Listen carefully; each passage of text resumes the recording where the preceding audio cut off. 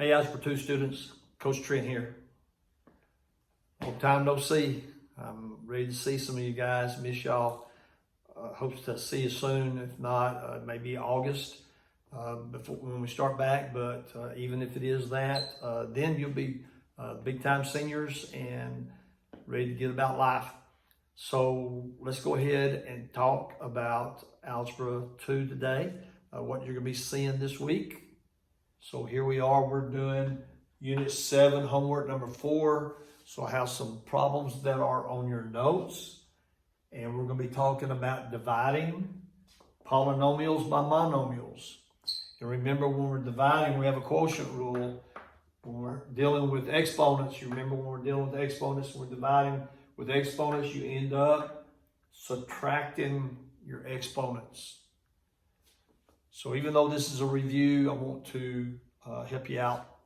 Know that maybe not remembered quite everything because it's been a while. So here we go. We're going to talk about number 1 on your notes. So 36x to the 5th divided by 4x to the 3rd. So remember, you're subtracting your exponents and you always divide your numbers. So 36 divided by 4 is 9. And then x5 divided by x3, that would be x to the 5 minus 3. Remember, because you're subtracting your exponents. So that's going to be x to the 2nd power, 9x squared. That's your answer. Pretty easy, right? Of course, easy doesn't stay there all the time. Number 3 gets a little more complicated, but it's still, if you just obey the quotient rule, you'll be just fine. So number 3, 20 divided by 24. So when you have the largest number on bottom, you know you're going to have a fraction. So let's go ahead and draw our fraction line here. So 20 divided by 24, that means it's going to reduce. And it's going to reduce, the biggest factor I think is 4. So it's going to be 5 over 6. So you got 5 over 6 is what it reduces to. And then look at your A's. Now look at this. You have 2 A's on top and 3 A's on bottom. So the most A's you have are on bottom. You have one more A on bottom than you have top. So the A is going to end up on bottom. You're still obeying the quotient rule. It's A to the 2 minus 3, which equals A to the negative 1 power. But you can't end up with a negative power in your final answer. A to the negative 1 power means it's 1 over A. Remember that? If you don't, I'm reminding you, right? So that means that any negative power goes on bottom. So we put it on bottom already. All right, now that's B4, and B4, that's 4 minus 4, which is 0. So that becomes a 1. It just kind of cancels out. So we're seeing the B's go away. And then you've got C. You've got C to the 6 minus 3, which is C3. Right? It's positive, so it stays on top. Starting to get a little crowded there. So your final answer is 5 over 6. Your C3 is on top because that's 6 minus 3 is a positive 3. And then 2 minus 3 is a negative 1. That means the A goes to the bottom. But there are no negative exponents, so you're good. Final answer, 5C3 over 6A. All right, number 7. Number 7 has 2 terms on top. You're still dividing by the monomial that's on bottom. That one term's on bottom. So you're having to treat this almost different problems, all right? So we're dividing 12 by 3, which equals 4. And then you've got x3 and divided by x2. So that's 3 minus 2, which is x1, which is just x. But it's a positive x. That means most of the x's, there's one more x on top. See, the most x's are on top than bottom. There's 3 up there and just 2 down here. So that means your x will end up on top. So it's 4x. Then put a plus, a whole different set over here. So that's 15 divided by 3, which is 5. But look at your x's. You have only one x up here.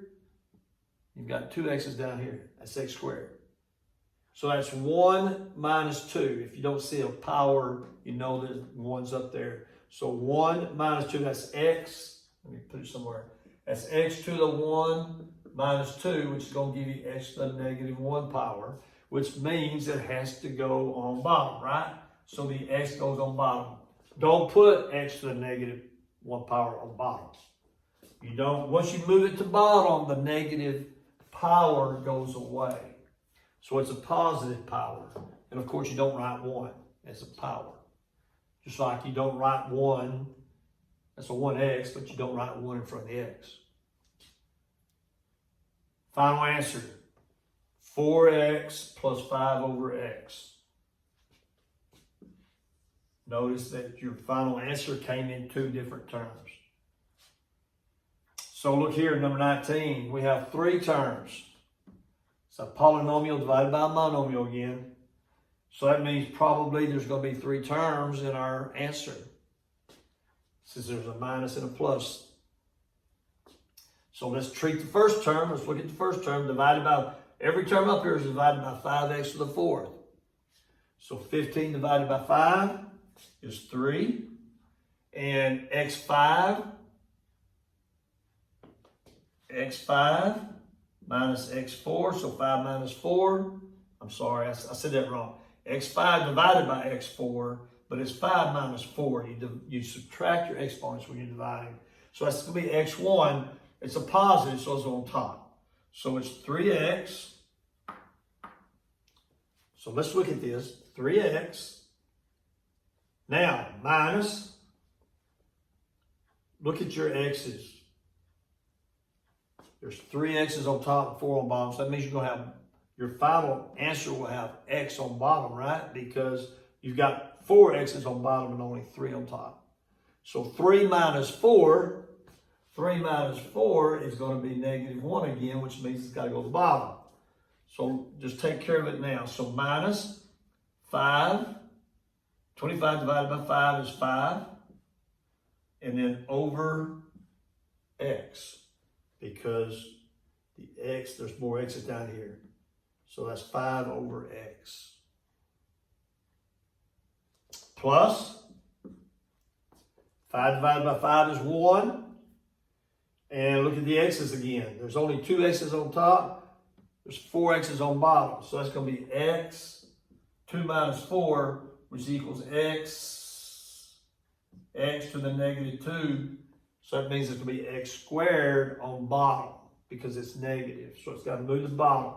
So x squared is going to be on bottom. And 5 divided by 5 is 1. You got to have something, when you have a fraction, you have to have something on top as your numerator. So if there's not a number there, you put 1. So your final answer, 3x minus 5 over x plus 1 over x squared. All right, it's really not that complicated. Just take it a little at a time. You're using your quotient rule. Remember, your final answer cannot have a negative exponent. So when you have a negative exponent, that means you move whatever's to the negative exponent to the bottom, take the negative exponent away. And so it's not x to the negative 2 power on bottom, it's x squared on bottom. On top, it was x negative 2. So on the bottom, when you move it, it becomes x squared, x to the 2 power. If you have any questions, contact me. Be glad to answer any questions that you might have. Take care of yourself. Stay out of trouble. Continue to do what's right. Keep praying. We're going to win this thing. And we're going to be about our business. And the United States of America is going to end up being better than it was before all this started happening. Talk to you soon.